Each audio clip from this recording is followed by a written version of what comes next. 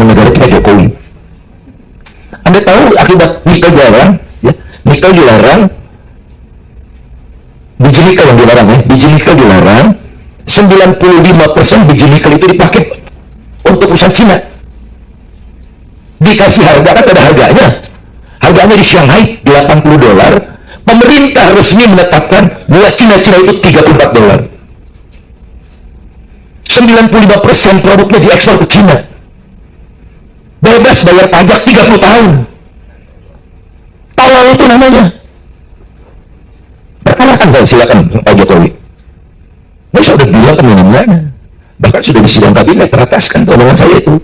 Tapi masih dipidatokan lagi. Wah, kita dapat rezeki nombok 450 triliun. Kebohongan luar biasa itu.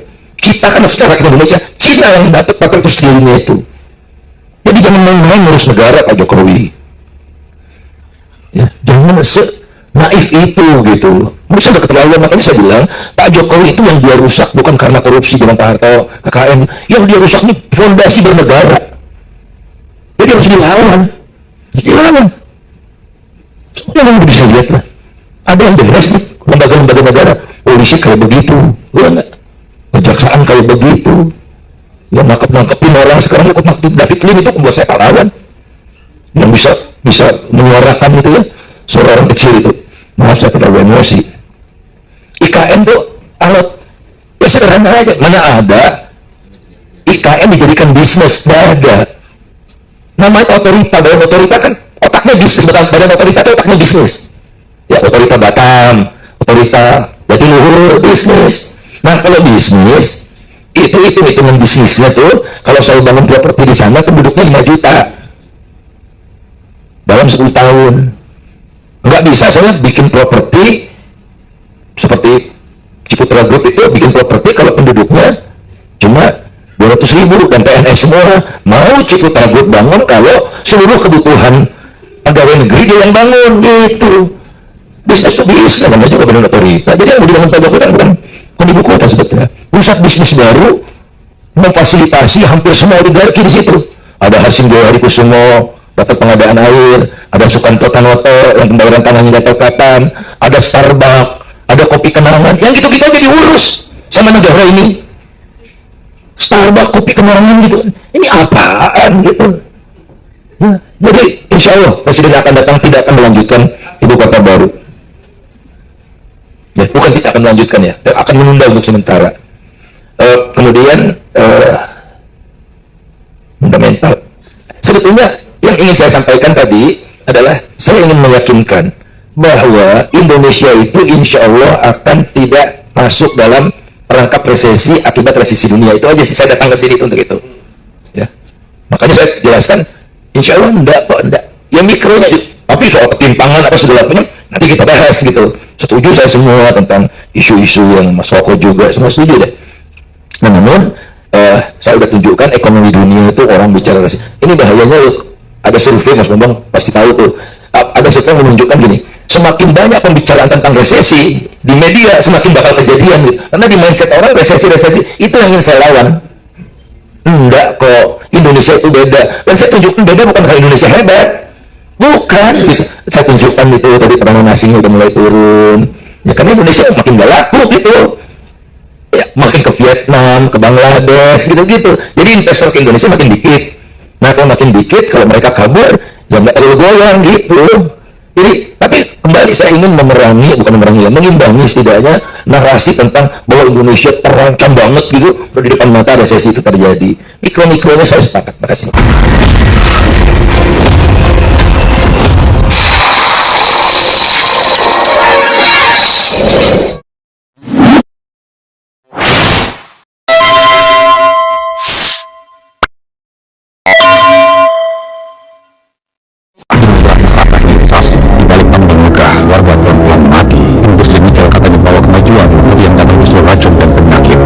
Sebongkar fakta menunjukkan separuh warga terpapar merkuri, lebih sepertiga lainnya terpapar arsenik dalam darah mereka. Logam berat ini mengandung racun nikel, kadmium, timbal, barium yang merusak saraf organ tubuh, bahkan otak anak-anak. Semua ini datang dari abu pembakaran batu bara, dari limbah smelter nikel, dari laut yang ikan yang mengandung arsenik 20 kali lipat. Yang kaya hanya pemilik konsesi dan pejabat yang melindungi yang miskin, tersisa batu gatal, sesak napas, dan kematian diam-diam. Ini bukan dari sisi energi, ini kolonialisme baru dibungkus mantra hilirisasi. Jaringan advokasi tambang atau Jatang membongkar dugaan keterlibatan keluarga Jokowi, Luhut, dan Bahlil dalam pertambangan dan perusahaan yang ada di dalamnya. Jatang merupakan organisasi yang peduli terhadap persoalan hak asasi manusia, gender, lingkungan hidup, masyarakat adat, dan keadilan sosial di industri pertambangan dan migas. Dalam laman resminya, Jatang menjelaskan keterlibatan keluarga Jokowi, mulai dari Gibran Raka Buming Raka hingga Kaisang Pangarep di kalangan pertambangan tanah air.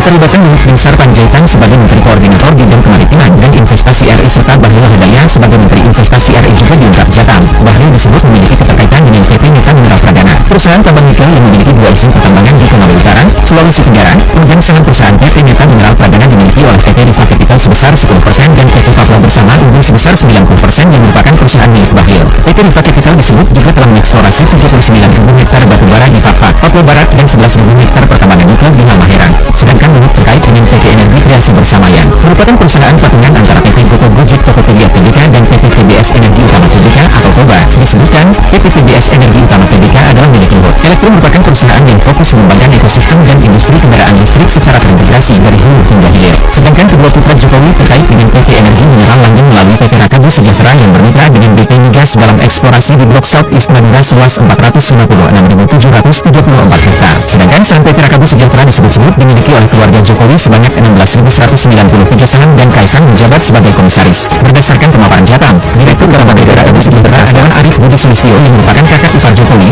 Dalam eksplorasi Blok South East Madura, PT Rakabu Sejahtera menggandeng Toba Sejahtera yang 90% sahamnya dimiliki oleh. Ayo yang hangat, ayo berapat kapalnya mau jalan. Kita dapat data baru, data awal kapal JKW dan Dewi Iriana. Yang pertama kapal JKW, nama JKW, jenisnya tongkang, IMO nomornya 9876543, benderanya Indonesia, pemiliknya PT Laut Timur Raya, statusnya masih aktif. Yang kedua kapal Dewi Iriana, namanya Dewi Iriana, jenisnya tongkang, IMO nomornya 9876544, benderanya Indonesia, pemiliknya tetap PT Laut Timur Raya dan statusnya aktif juga. Kita kupas jejak perusahaan PT Laut Timur Raya nih. Jadi, PT Laut Timur Raya ini adalah perusahaan pelayaran laut dan logistik berbasis di Indonesia. Fokus utamanya pada pengangkutan komoditas tambang seperti nikel, boksit, dan batu bara. Terlibat aktif dalam jalur distribusi ke kawasan industri seperti Morowali, Konawe, sama Halmahera. Jadi, dugaan koneksinya apa? Nama kapal yang identik dengan presiden dan ibu negara waktu itu menimbulkan spekulasi nih terkait perlindungan politis atau strategi kamuflase. Dan aktivitas pelayaran dilakukan di wilayah Raja Ampat yang sebagian besar merupakan zona konservasi laut. Kita lanjut ke hasil investigasi nih. Hasil investigasi lanjutan soal perusahaan tambang nikel aktif nih di Raja Ampat yang potensial menjadi asal muatan kapal JKW sama Dewi Iriana. Perusahaan tambang nikel di Raja Ampat tahun 2023 sampai 2024. Ada satu PT Mineral Papua Sejahtera, lokasinya di KW Raja Ampat. Izinnya yuk operasi produksi, resmi menambah. Komoditasnya nikel dan statusnya aktif.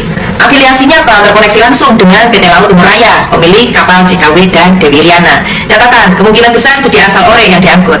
Yang kedua, PT Raja Nikel Abadi, lokasinya di mana? Di WG Barat, Raja Ampat. Izinnya yuk eksplorasi dan belum boleh produksi. Komoditasnya nikel dan statusnya aktif. Afiliasinya masih belum diketahui sih. Catatannya, jika perusahaan ini terbukti menambah dan mengirim ore, maka itu pelanggaran serius nih eksplorasi produksi. Kita bahas dugaan awalnya dulu deh. Yang pertama, ore nikel berasal dari KW dan WG Barat. Yang kedua, kapal JKW dan Dewi Iriana milik PT Laut Timur Raya digunakan untuk mengangkut ore ke Morowali. Yang ketiga, salah satu sumber nikel legal dari PT Mineral Papua Sejahtera. Tapi satu lagi, PT Raja Nikel Abadi punya status pencurigaan. Potensi pelanggarannya apa? Jika kapal ini membawa nikel dari PT Raja Nikel Abadi, itu berarti mengangkut ore tanpa izin produksi, sama dengan pelanggaran UU Minerba. Terus penamaan kapal dengan tokoh negara berpotensi sebagai bentuk strategi penghindaran razia atau audit.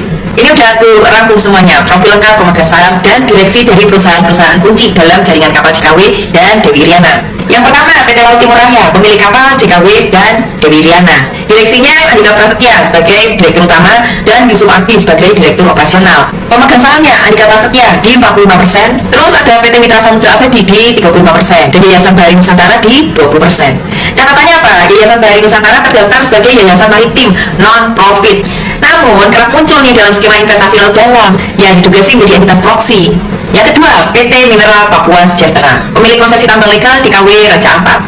Direksinya siapa? Dian Pramudia sama Indah Kartika. Pemegang saham Dian Pramudia ini di 60% dan PT Laut Timur Raya di 40%. Jadi, ini mengkonfirmasi bahwa perusahaan tambang dan perusahaan transportasi itu satu kepemilikan dan mengindikasikan struktur vertikal nih dari tambang ke kapal ke pelabuhan. Yang ketiga, PT Raja Nikel Abadi, pemegang IUP eksplorasi di Waigeo Barat, namun disebut sebagai asal oleh tambang.